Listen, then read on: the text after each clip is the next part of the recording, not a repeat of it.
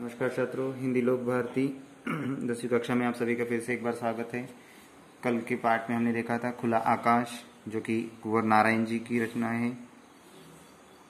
तो उसमें देखा था कि उन्होंने डायरी है एक, उनकी कुंवर जी की एक डायरी है जिसमें उन्होंने जीवन के संघर्ष, साहित्य, आत्मचिंतन, जीवन में आदि पर अपने विचार स्पष्ट की है। तो कल हमने देखा था कि अंदर की दुनिया, लेखक के अंदर की दुनिया कैसी है, मकान पर मकान, जिस गली में वो रहते थे वहाँ पर क्या था, कैसे उनको पीड़ा उत्पन्न हुई थी, वो कैसे बाहर पढ़ना चाहते थे। बाद में सही साहित्य, सही और संपूर्ण साहित्य वह है जिसे हम दोनों आंखों से देखते हैं, सिर्फ बाई या सिर्फ दाई आंख से नहीं। मतलब उसमें पूरी जान डालकर हमें साहित्य का मजा लेना चाहिए। आज देखेंगे कि जाने खुद को क्या कहा गया है। जाने खुद को, जो कि 12 नवंबर 1998 को उन्होंने लिखा था। देखेंगे जाने खुद को। बिल्कुल चुपचाप बैठकर अपने बारे में सोचे, कोशिश करें कि दूसरे या सब कहीं भी उस आत्मचिंतन के बीच में ना आए। इससे दो फायदे होंगे। एक तो हम अपने को जान सकेंगे, हम स्वयं क्या है जो दूसरों के बारे में सब कुछ जानने का दम रखते हैं। दूसरे हमारे उस हस्तक्षेप से दूसरों की रक्षा होगी। जिसके प्रतिक्षण मौजूद रहते हैं वे अपने बारे में न तो संतुलित ढंग से सोच पाते हैं न सक्रिय हो पाते हैं। दूसरों की सोच समझ में भी उतना ही भरोसा रखें जिनमें हमें अपनी सोच समझ में है। हर एक के प्रति हमारे मन में सहज सकारात्मक स्वीकृति का भाव होना चाहिए। दूसरा अन्य नहीं, अंतमय है, हमारे ही प्रतिरूप, हमसे अलग या भिन्न नहीं। देखो, हर एक के विचार ख्यालात जो रहते हैं वो अलग रहते हैं। तो सबसे पहले यहाँ पर नारायण जी ने हमें ये कहा है कि खुद को जानने की कोशिश करना चाहिए। दूसरों की तरफ तो हमारी उंगली हमेशा ही रहती है, पर जब हम खुद को जानेंगे तभी हम हमारी क्या करेंगे, हमारी प्रगति कर सकेंगे। बहुत सारे लोग ऐसे होते हैं कि खुद को जानने के बगैर दूसरों में ज़्यादा इंटरेस्ट लेते हैं। तो वैसे ना करते हुए पहले हमें खुद को जानना चाहिए। जैसे हर एक के प्रति हमारे मन में सहज सकारात्मक स्वीकृति का भाव होना चाहिए कि दूसरा अन्य नहीं, अंतमय है, हमारे ही प्रतिरूप।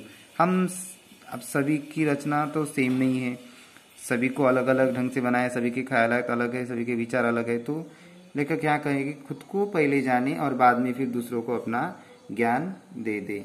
बाद में कहा है कि सिर्फ मनुष्य होते हैं। देखो, कुछ लोग सोचते होंगे कि आखिर यह क्यों होता है, कैसे होता है कि आदमियों में कुछ आदमी बाघ, भेड़िए, लकड़बग्घे, सांप, तेंदुल, बिच्छू, गोजर वगैरह की तरह होते हैं और कुछ आदमी गाय, बकरी, भेड़, तितली वगैरह की तरह।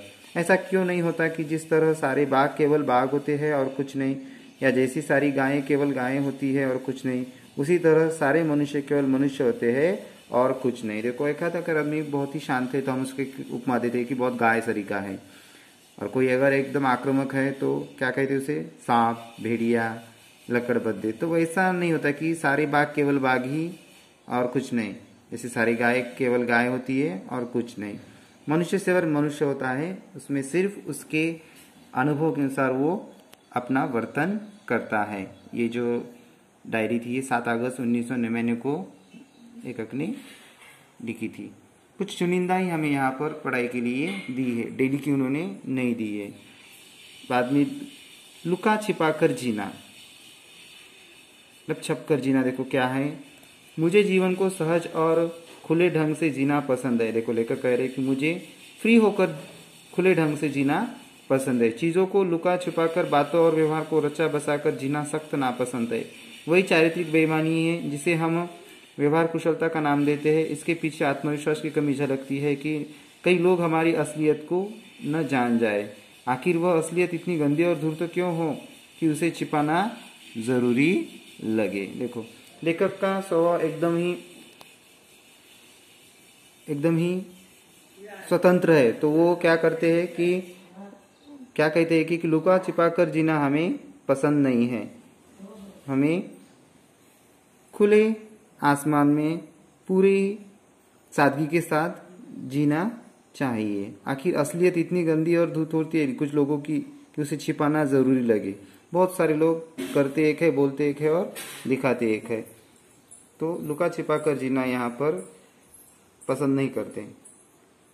जीने का अर्थ, देखो बहुत ही महत्वपूर्ण यहाँ पर हमें जानकारी दी है कि जीने का अर्थ क्या है।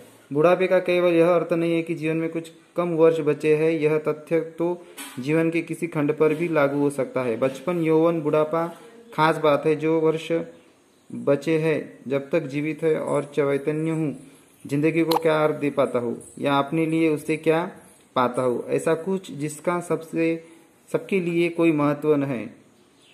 लगभग इसी अर्थ में मैं साहित्यिक चेष्टा और जीवन चेष्टा को अपने लिए अविभाज्य पाता हूँ।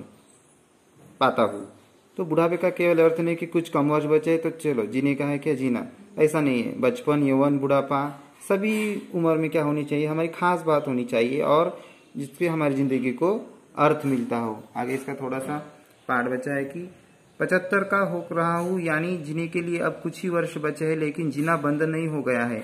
यह एहसास की मृत्यु बहुत दूर नहीं है, उम्र के किसी भी मोड़ पर हो सकती है।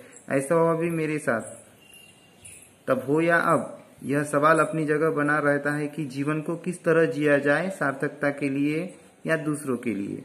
देखो, खुद के लिए जीना चाहिए या दूसरों के लिए। जो बचे वाले हमारे दिन है तो हमें कैसे जीने चाहिए, पूरे आनंद के साथ, पूरे चाव के साथ हमें वो जिंदगी जीनी चाहिए।